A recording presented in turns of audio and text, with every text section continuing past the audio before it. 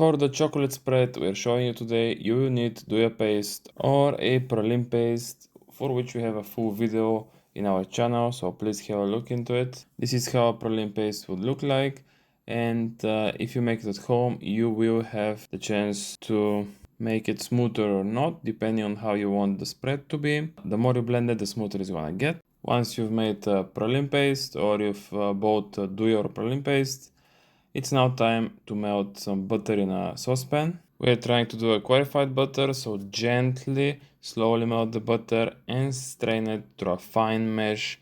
We don't want to change the color, so don't overheat it. Next, just chop some chocolate and melt it over bain-marie. Try not to overheat the chocolate, as it's gonna burn and it's gonna split. So about 45 Celsius is a good place to stop heating.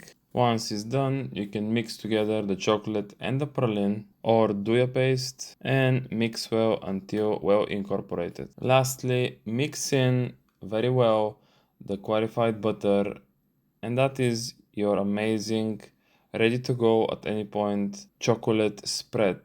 Portion into jars and let it cool down. Once cooled, the texture will harden a little bit and it's gonna look just like a Nutella cream.